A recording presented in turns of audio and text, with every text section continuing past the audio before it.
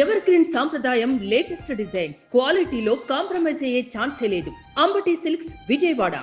తమిళనాడులో తొలిసారిగా తమిళగ వెట్రి కళగం పార్టీ ప్రభుత్వ ఏర్పాటుకి రంగం సిద్ధమైంది. అంటే విజయ్ అనే నేను అంటూ తమిళనాడు ముఖ్యమంత్రిగా టీవీకే పార్టీ విజయ్ జోసెఫ్ చంద్రశేఖర్ ప్రమాణ స్వీకారం చేయడానికి రెడీ అవుతున్నారు. బహుశా హార్డ్లీ ఒక 24 గంటల సమయం పట్టొచ్చు. ఫైనల్గా రెండోసారి గవర్నర్ని కలిసిన తర్వాత లైన్ క్లియర్ అయింది. గవర్నర్తో దాదాపు 40 నిమిషాల భేటీ జరిగింది. 40 నిమిషాల్లో పాసిబిలిటీస్, ఆయన దగ్గర ఉన్నటువంటి లిస్ట్ ఆఫ్ ప్రాబబిలిటీస్, అంటే ఎవరెవరు ఆయనకి మద్దతు ఇస్తున్నారనేటువంటి జాబితా మొత్తం కూడా విజయ్ సమర్పించాడు. అవకాశం ఇస్తే అసెంబ్లీలో బల నిరూపణ చేసుకుంటాం, దానికి 2 వారాల గడువు కావాలని కూడా కోరాడు. సో ఫైనల్గా గవర్నర్ అప్రూవల్ ఇచ్చారు. విజయ్ ప్రభుత్వ ఏర్పాటుకి రెడీ అవుతున్నారు.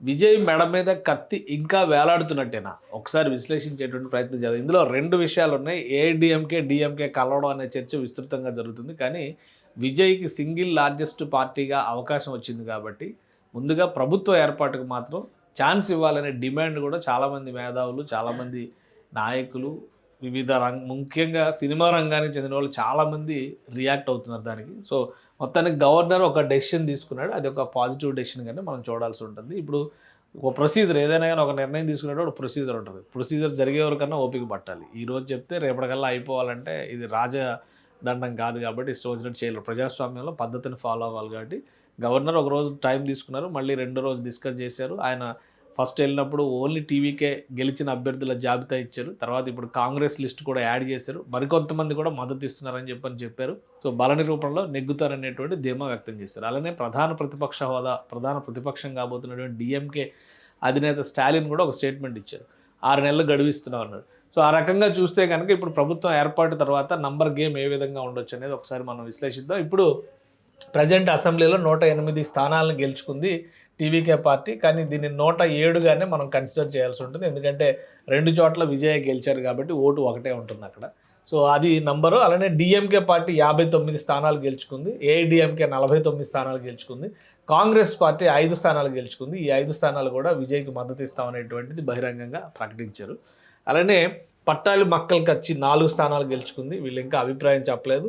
All India Muslim League, Indian Union Muslim League, అలానే కమ్యూనిస్ట్ పార్టీ, వీసీకే పార్టీ 2 సీట్లు, అలానే కమ్యూనిస్ట్ సిపిఎం 2 సీట్లు, మొత్తం వీళ్ళందరూ కలిపి ఒక 8 సీట్లు గెలుచుకున్నారు. కానీ వీళ్ళు మద్దతు విషయంలో ఎలాంటి స్పష్టత ఇవ్వలేదు.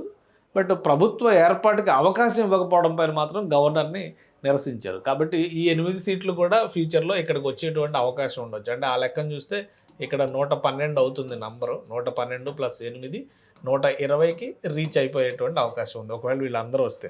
అది కాకుండా మరి విజయ్ ఒక స్టేట్మెంట్ ఇచ్చారు కదా, మతతత్వ పార్టీలు దగ్గర రానివ్వమని చెప్పని. ఒకవేళ అలాగే మతతత్వ పార్టీ బీజేపీ అయితే మరి ఇక్కడ ఇండియన్ యూనియన్ ముస్లిం లీగ్ కూడా మతతత్వ పార్టీ అయ్యే అవకాశం ఉంటుంది. కానీ ఇలా మద్దతు తీసుకుంటాడా లేదా అనేది, ఒకవేళ వీళ్ళు రాపోయినా 118 మంది అవుతారు అక్కడ నంబరు. సో బీజేపీకి 1 సీట్ ఉంది, డిఎండికే 1 సీట్ ఉంది, ఏఎంకే అంటే అమ్మ మక్కల్ మున్నేత్ర కళగం అని చెప్పని అన్నారు. టీటీవీ దినకరన్ పెట్టుకున్న పార్టీ జయలలిత బొమ్మతో ఆయన 1 సీటు గెలిచారు. సో వీళ్ళిద్దరూ బేషరతుగా ఇప్పటికే మేము విజయ్కి మద్దతుగా ఉంటామని చెప్పని ఒక స్టేట్మెంట్ కూడా ఇచ్చారనమాట. ఈ ఏఎంకే అంటే అమ్మ పేరుతో గెలిచినటువంటి పార్టీ అభ్యర్థి అయితే ఆ పార్టీకే రాజీనామా చేసి టీవీలో జాయిన్ అవుతారని అనౌన్స్మెంట్ ఇచ్చారు. ఇక డిఎండికే అంటే విజయకాంత్ గారి పార్టీ, ఆయన భారీ గెలిచింది. సో ఆ మొదటి నుంచి మా బిడ్డ లాంటి వాళ్ళు అన్నారు కాబట్టి ఆ లెక్కను చూస్తే 120 నంబర్ తేరడానికి పెద్ద సమస్య రాకపోవచ్చు విజయ్కి అనేటువంటి సంకేతాలు కనిపిస్తున్నాయి ఇందులో. అయితే ఎందుకు ఇంత కాంప్లికేట్ అయింది ఈ ప్రమాణ స్వీకార కార్యక్రమం అనేది కూడా ఒకసారి విశ్లేషిద్దాం. సో విజయ్ నంబర్స్ ఈ రకంగా చూస్తే కంఫర్టబుల్గా ఉన్నాయి. కానీ ఇతర పక్షాల నంబర్స్ కూడా ఒకసారి చూద్దాం. టీవీకే ఒక్కటిగా చూసినప్పుడు ఈయన అఫీషియల్గా ఇచ్చినటువంటి డేటా ప్రకారం అయితే ఈ 108 + ఈ 2 ఈ 5 మొత్తం కలిపి మనం చూడాల్సి ఉంటుంది. +-1 చేయాలి మనం అందులో. కాబట్టి 115 ఉన్నా కానీ 114 దాకా నంబర్ ఉన్న ఓట్లు 114 ఓట్స్ ఉన్నట్టు అనమాట. తన ఓటుతో కలుపుకుని 114 ఓట్స్ ఉన్నట్టు అవుతుంది. సో మిగతావి ఇప్పుడు షార్ట్ ఫాల్ పడేది మహా అయితే 4-5. కాబట్టి 4-5 దక్కించుకోవడం అనేది పెద్ద విషయం కాదు. కాకపోతే విపక్షాల నంబరే కొంత ఆందోళనకి గురి చేస్తుంది. అందుకని ఒకసారి అది కూడా చూద్దాం. ఇప్పుడు డిఎంకేతో ఈ 3 పార్టీలు ఉన్న ఇది ఈ 8 ఇండియన్ యూనియన్ ముస్లిం ఈ మొత్తం 8 నంబర్ కనిపిస్తుంది ఇక్కడ. 8 సీట్లు +59 అంటే 67 సీట్లు వీళ్ళతో కనిపిస్తున్నాయి. ఇవి కాకుండా అంటే 67 సీట్లు ప్లస్ మనం ఒకసారి చూస్తే ఏడీఎంకే నంబర్ ఒకసారి మనం చూడాలి. ఏడీఎంకే కొంత ఉవ్విళ్ళు ఊరుతున్నట్టుగా సమాచారం వస్తుంది. ఏడీఎంకేకి 47, పట్టాలి మక్కల కచ్చి 4, ఒకటి బీజేపీ ఉంది. సో ఈ నంబర్స్ చూస్తే మిగతా అయితే మనం ఎక్స్క్లూడ్ చేసాం కాబట్టి ఎక్స్క్లూజివ్గా ఈ నంబర్స్ మాత్రమే చూస్తే కనుక ఇక్కడ ఒక 51 బీజేపీని మనం తీసేసినా కానీ 51 కనిపిస్తుంది, 52, 51 కనిపిస్తుంది. కానీ ఇక్కడ 67 కనిపిస్తుంది. అదే ఇక్కడ సమస్య వస్తుందన్నమాట. 67 ప్లస్ 51 మళ్ళీ ఎలా చూసినా కానీ వీళ్ళ నంబర్ కూడా ఆల్మోస్ట్ 120కి చేరువ అవుతుంది. అంటే అక్కడే సమస్య ఏర్పడుతుంది. ఇక్కడ 18 ప్లస్ 11 అంటే 118 నంబర్ అవుతుంది. మిగతా చిన్న పార్టీలను మనం మినహాయించి చూస్తే, ఒకవేళ ఈ పార్టీలన్నీ మనం మినహాయించి చూస్తే కనుక పట్టాలు మక్కలు కచ్చి అటువైపు ఉంది కాబట్టి అంటే ఇటు నుంచి చూసినా కానీ 118 వస్తుంది. సో ఇక్కడ సమస్య విజయ్కి ఇంకా మెడ మీద కత్తి వేలాడుతుంది అని చెప్పడానికి ఇది ఒక ఉదాహరణ మాత్రమే. అయితే ప్రధాన ప్రతిపక్షంగా ఉన్న డిఎంకే ఒక క్లారిటీ ఇచ్చేసింది, 6 నెలలైనా అవకాశం ఇస్తాం, ప్రజా తీర్పును గౌరవిస్తాం. కానీ ఏడీఎంకే మాత్రం తెర వెనుక ప్రయత్నాలు ఇంకా చేస్తున్నట్టుగానే సమాచారం. నిన్న రాత్రి డిఎంకే ఆఫీస్కి కొన్ని ప్రతిపాదనలు కూడా ఏడీఎంకే నుంచి వెళ్ళినాయి.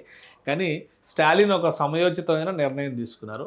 4 దశాబ్దాలుగా పోరాటం చేసి ఏడీఎంకేతో ఈరోజు కలిస్తే రేపొద్దున ఆ ఇంటిగ్రిటీ వాల్యూస్ అన్నీ పోతాయి అనేటువంటి ఒక ఆందోళన ఉంది కాబట్టి టీవీకేకే ఒక అవకాశం ఇవ్వాలి అని ఒక నిర్ణయం తీసుకున్నారు. అందుకనే ఆయన ఆ స్టేట్మెంట్ ఇచ్చారని చెప్పినారు. కానీ విజయ్ కూటమి ప్రభుత్వం ఏర్పాటు చేసిన తర్వాత బలమైనటువంటి మద్దతు కనుక లేకుండా ఇలా బొటాబొట్టి మెజారిటీతో 2-3 సీట్లు అంటే 118కి 2 సీట్లు అటో 2 సీట్లు ఎక్కువ అన్నట్టుగా ఉంటే కనుక భవిష్యత్తులో ఎప్పటికైనా కానీ విజయ్ ప్రభుత్వానికి గడ్డు పరిస్థితులు ఎదురవక తప్పని పరిస్థితి కనిపిస్తుంది. సో ఫైనల్గా గవర్నర్ ఇచ్చినటువంటి అవకాశాన్ని వినియోగించుకొని 2 వారాల గడువులోగా విజయ్ ఎంతమందిని తన పక్షానికి తీసుకోగలుగుతారు. ఎందుకంటే మొదట ఏడీఎంకేలో చీలిక రాబోతుంది అనేటువంటి ఒక ప్రచారం చాలా గట్టిగా జరిగింది. కొంతమంది విజయ్కి అండగా నిలవాలి అనేటువంటి నిర్ణయం చేశారు. కానీ పార్టీ పరంగా విజయ్ వైపు వెళితే పార్టీ సెకండ్ గ్రేడ్కి దిగిపోతుంది అనేటువంటి అభిప్రాయం వచ్చింది. సో ఈ నేపథ్యంలోనే పళనిస్వామి ఎట్టి పరిస్థితుల్లో కూడా మద్దతు అనేటువంటి అంశాన్ని అధికారికంగా యాక్సెప్ట్ చేసేటువంటి స్థితిలో లేరు. కాబట్టి ప్రభుత్వం ఏర్పడిన తర్వాత ఎంతమందిని విజయ్ ఆకర్షించగలుగుతారు, తన మందిని ఎంతవైపు తెచ్చుకోగలుగుతారు, తన బలాన్ని ఎలా పెంచుకోగలుగుతారు, ఇది రాజకీయంగా అనుభవం లేని వ్యక్తికి ఎదురవుతున్నటువంటి ఒక అగ్ని పరీక్షగానే మనం చూడాల్సి ఉంటుంది.